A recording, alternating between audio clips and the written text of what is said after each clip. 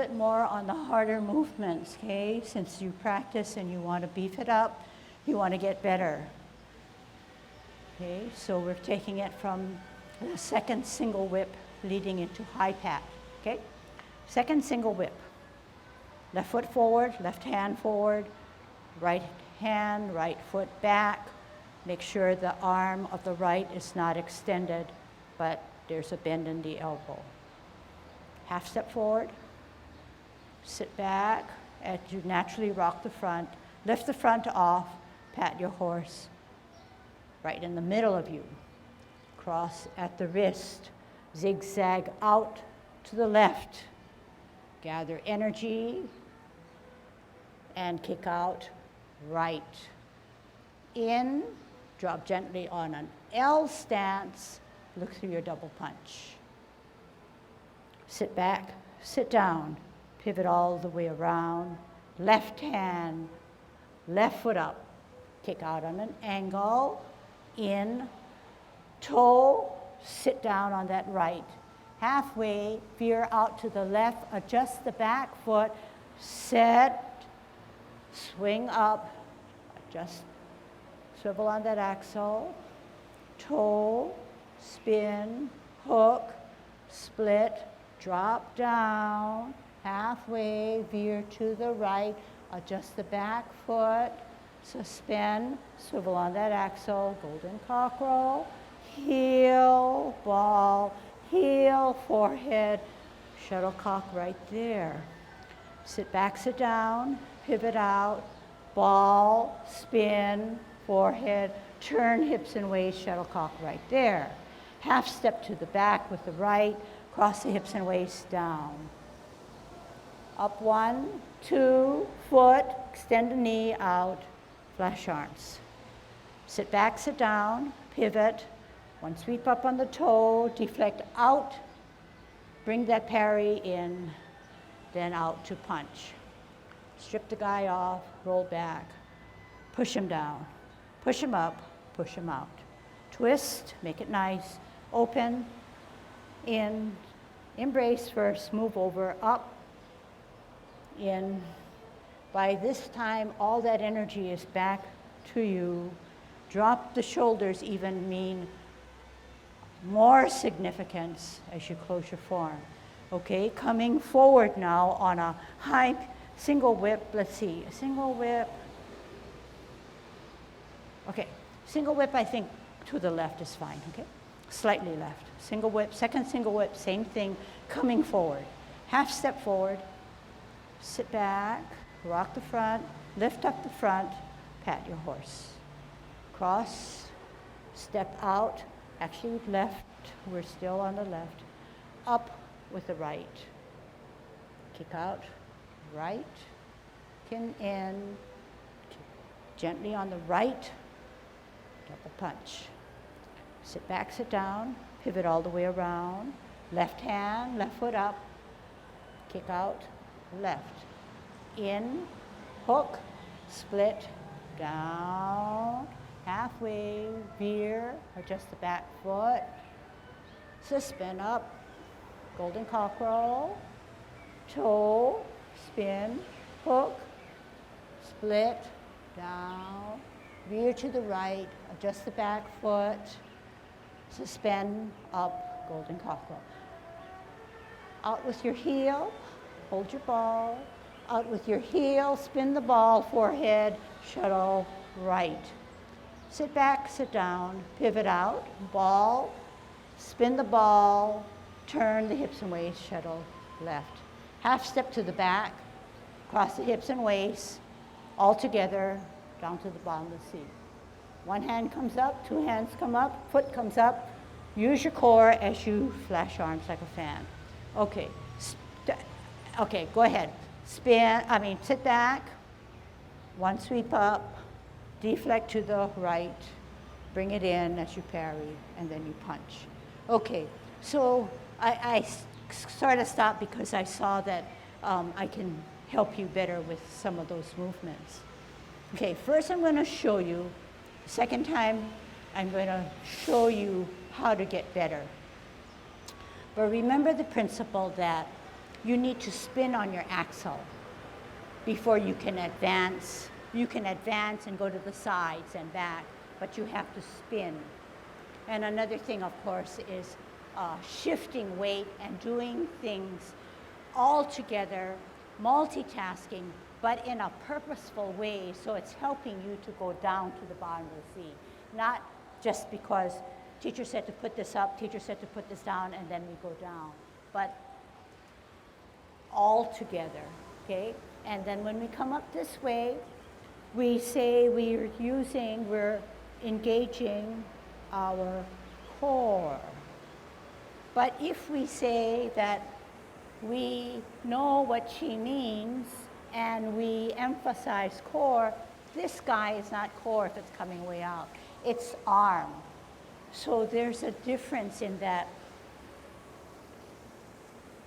Not only sensation, but the core says right here. If I go, this backhand goes out anymore, it's using my forearm and my arm rather than something that's generated from the core. So we're getting to a point where the movements now are difficult, but in the complexity of the movement, the different parts of the body and the mind has to really kick in to make that effective.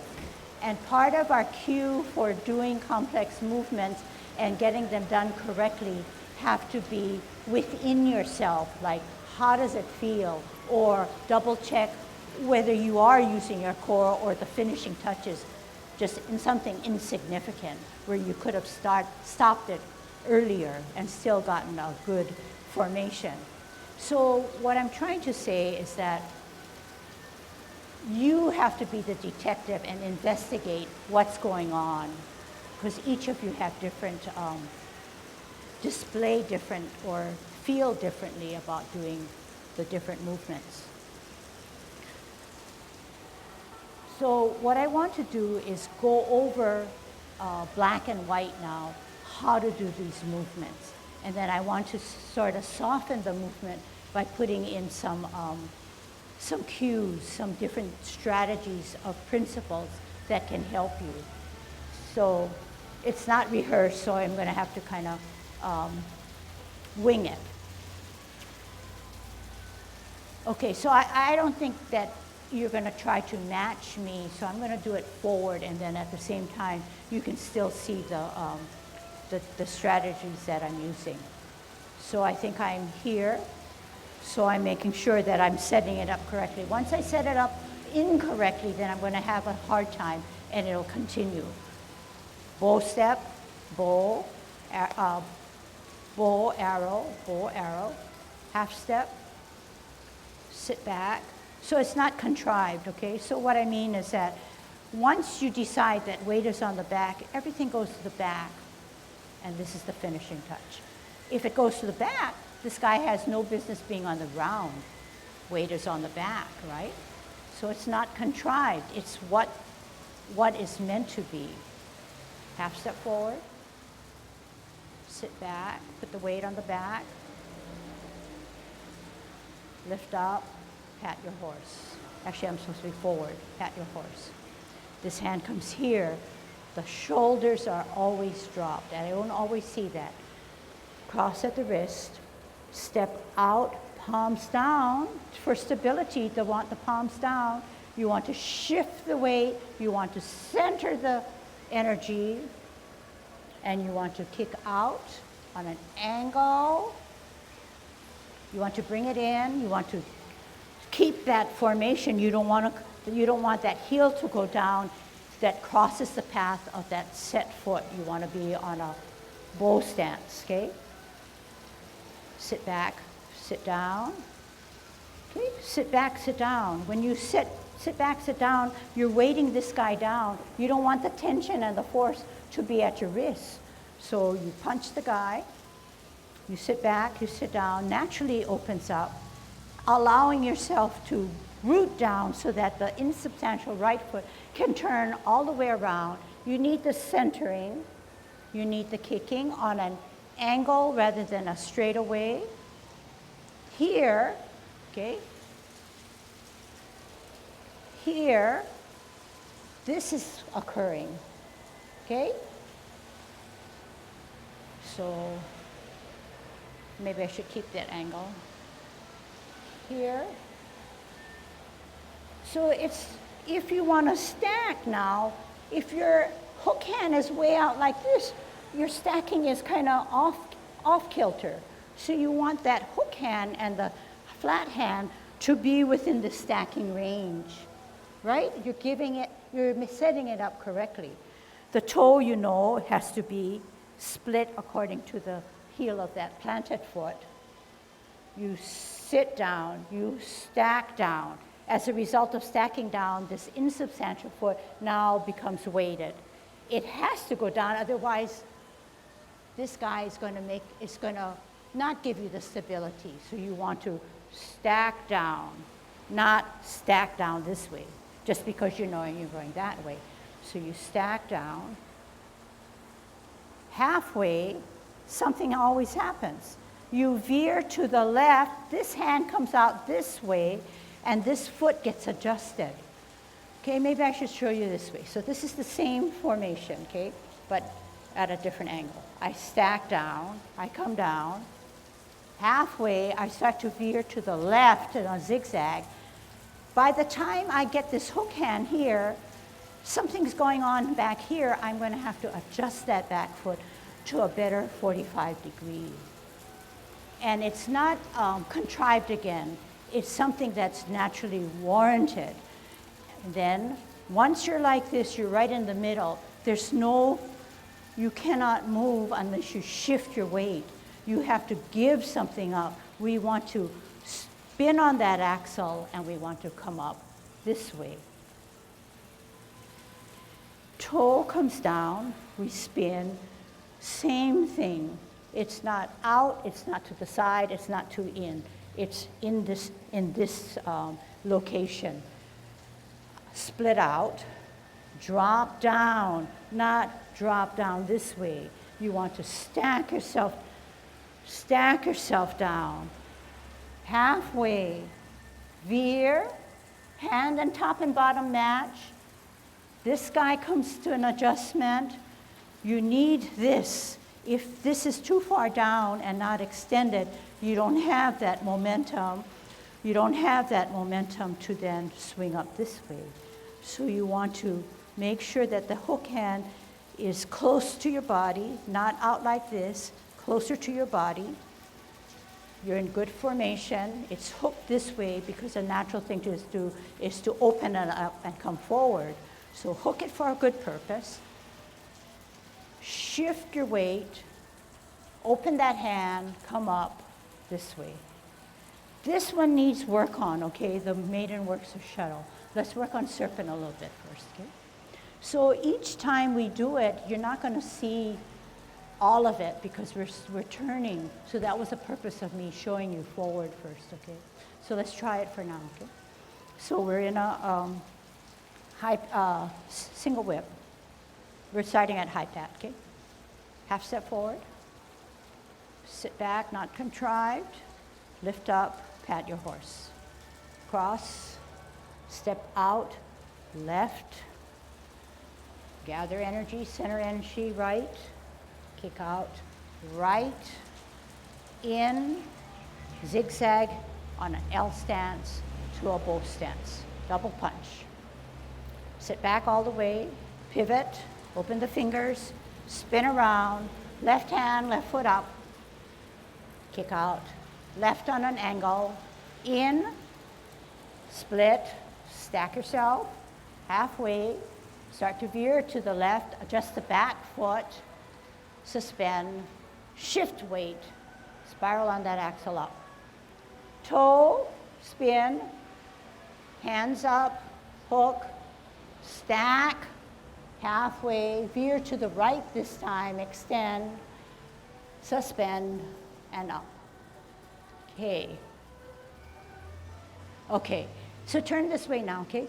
So every time we do this, I kind of look at check people out. It's not easy, right?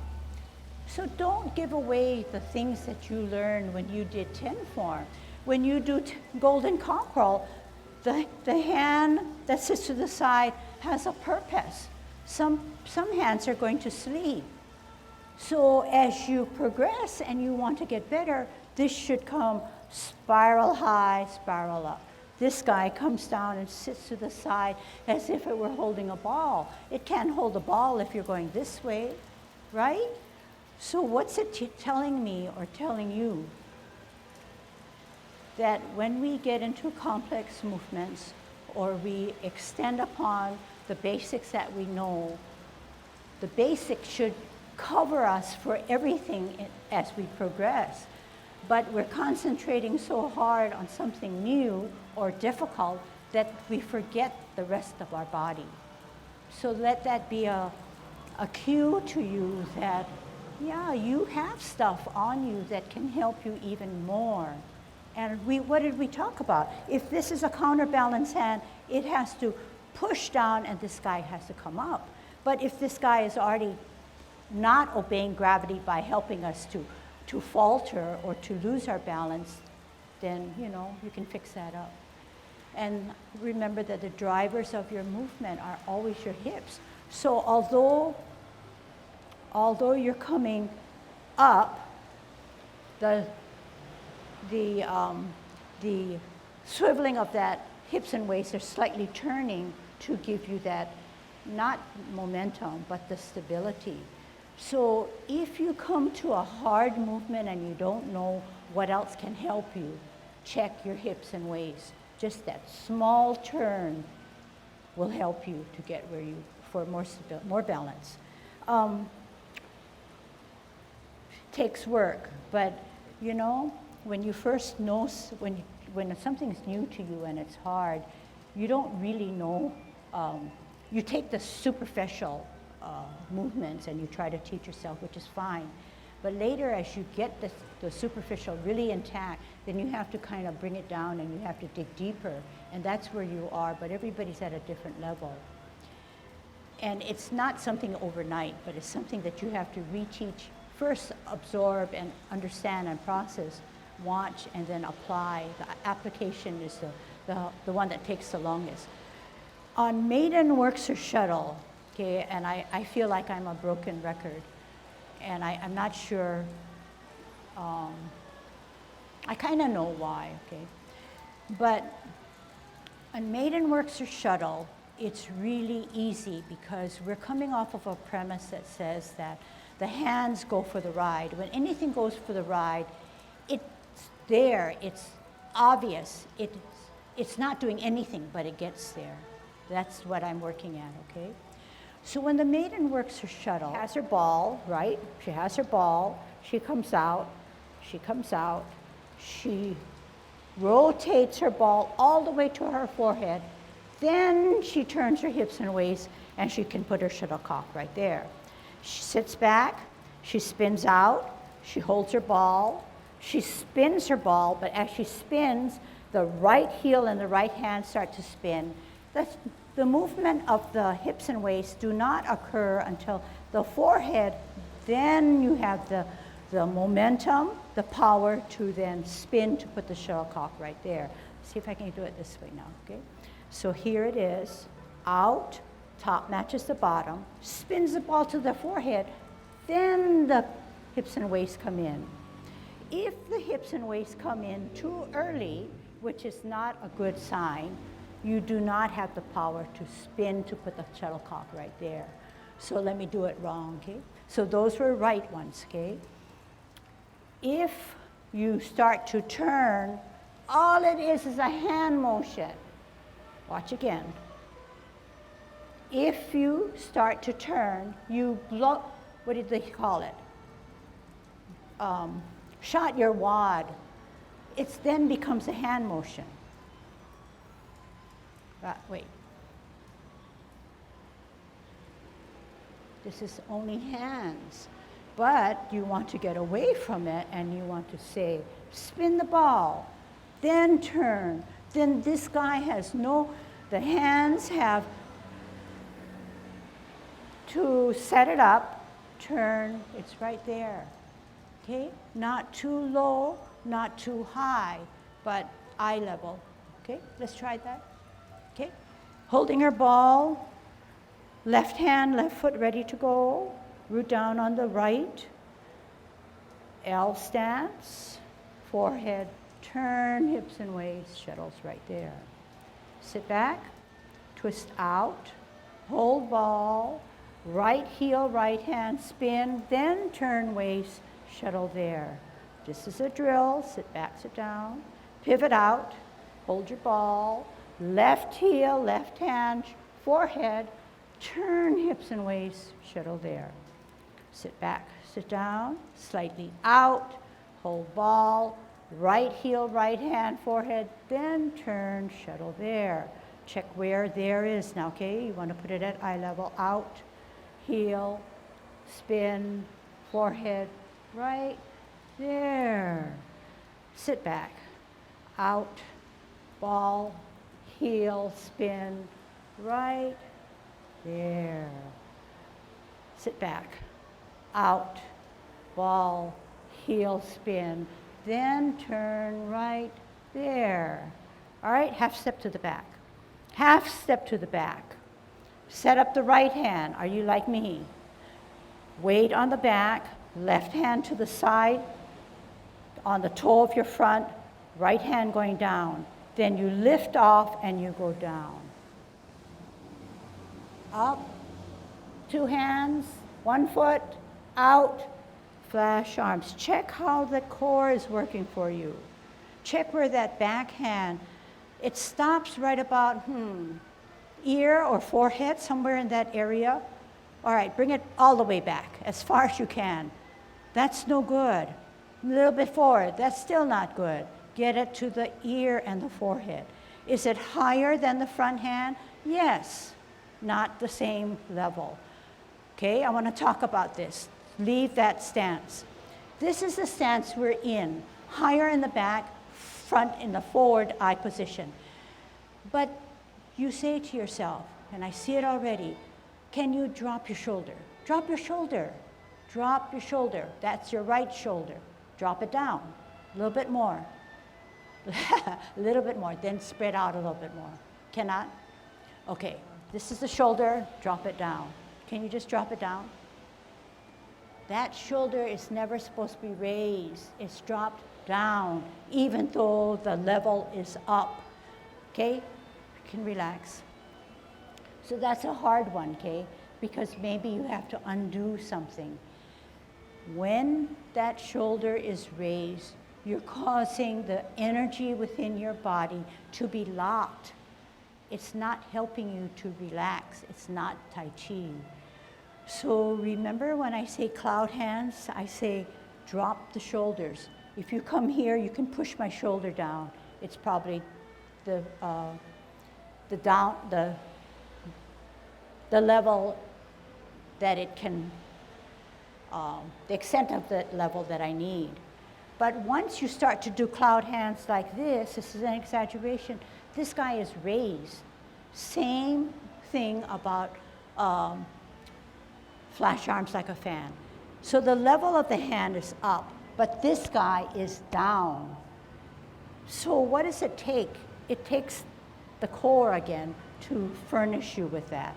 So when we're like this, it's really dropped down. You can feel, you can say to yourself, okay, she doesn't want it like this.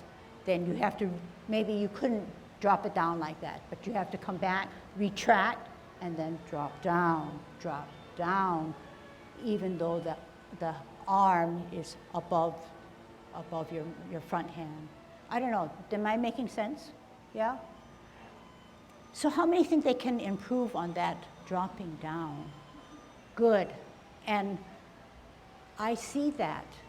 I see that not only here, but lots of places. But that's I don't want to say it's a fallacy or it's wrong. It's totally wrong.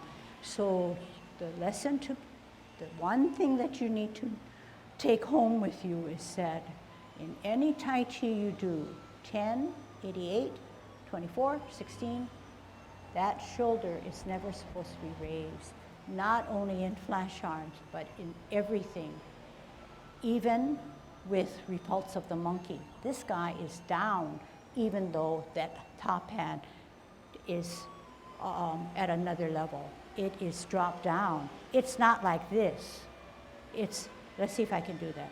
It's dropped down like now, and if I can keep that level, I would have to raise it by putting less weight on my back foot to get this guy up, which is still going to be worse. It's going to be compounded, because if I don't have all my weight here, I'm going to have trouble walking backwards. But the reverse now, if my shoulders were dropped and I'm repulsing the monkey, it'll be better for stability if that thing is dropped, because you're grounded even more. And you can play with that, and you can see that, yes, it's a backwards walk, but I'm confident because all my weight is concentrated on that one foot. My shoulder is not helping me to give up some of the weight to put elsewhere. What we're talking about throughout this moving the core, or the upper core, so to speak, is the concept of dropping your shoulders, dropping your elbows. And it has at least a couple practical functions, particularly if you're learning a martial art. The aim of martial art, from a protection standpoint, is to protect just about here, not out there, not down there. So most of your movements are not out here. And what it is, it's really moving the shoulders to make this stuff move. And the last minute, the finisher is the hands. So they say the hands go for the ride, because what's happening is you do very seemingly minimal movements at that time. Sometimes it's just setting it up so that when you rotate your shoulders, whether it be coming down or whether it be going up, drop the shoulders, drop the elbows.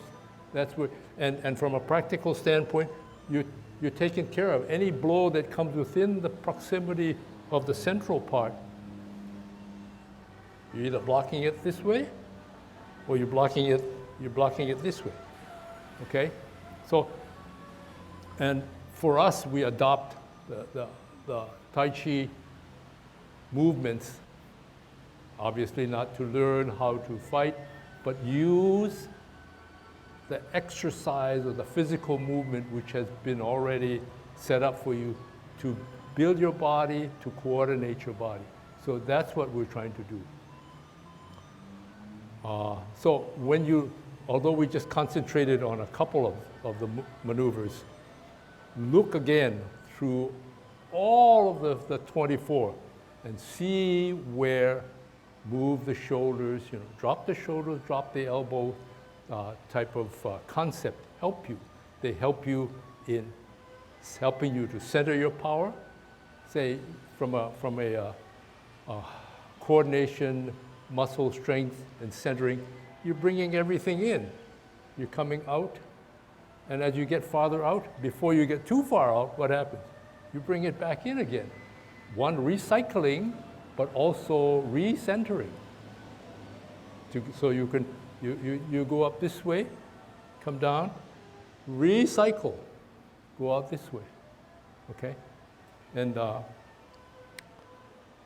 one maneuver I want to get clearer again, and I was trying to do that in the last class, and it still applies here. One of it is the grasping the bird's tail. And I want everybody, it's really 4 different maneuvers, and we're going to stop at each maneuver, and I'm going to want you to sort of figure out what are we doing, okay? The first, you hold your ball, and we come out this way. Step out.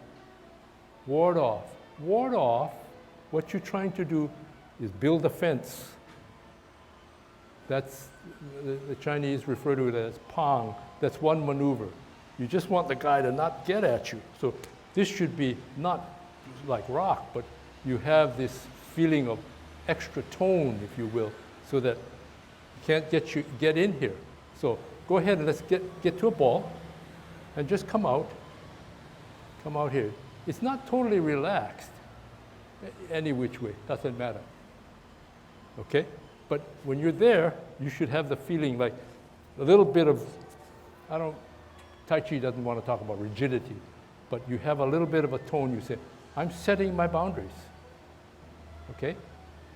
And then, what's the next maneuver? You're going to grasp the bird's tail. But when you do the Tai Chi maneuver, you may not grasp that this is just number one, and you say, okay, we're going to go to number two. Number two, then number two. Sit back. This hand is under here, and this hand is this way. What you're trying to do is you set your hand up. And then the number two maneuver is sitting back and just gently moving your arms back. What you're trying to do is guide the person. He's coming at you, but you say, I don't want you to hit me, so I will pull you and guide you. Okay? That's maneuver number two. So it's a very soft maneuver. And then you say, okay, set up number three, and then you transfer your body. It comes from here. You're pushing him away. This is a relatively violent maneuver. That's number three, okay? So, violent maneuver. Use two hands. Don't be nice to the guy. Use two hands. You bring it, you come from here. If you wanted to, you could even, what am I doing here? What am I doing here when I do this? See? I come from here, drop the shoulder, drop the elbow. I'm coiled up like a ball. And bang, you let that out. All the way out. Then the fourth maneuver is one where you use both gentle persuasion and force. Gently you come back down. You are directing him downwards until he feels, wow, this guy is going to pull me in this direction. So he decides to pull back. At the moment, just before he decides to pull back, that's when you come out with two hands. Okay, you see? And the positions of the hand were just sort of set up, and everything with this and with this, okay? Because you're moving linear, you're also turning, and you're going to push, turning, okay? When the opponent is using force towards you, you take advantage of his force and you just bring him back down. So sometimes we forget that, and martial arts is unlike our way of thinking where the force is coming, we have to push it back out. But we do so in Tai Chi or in Kung Fu or martial arts in Asian where we take advantage of your opponent's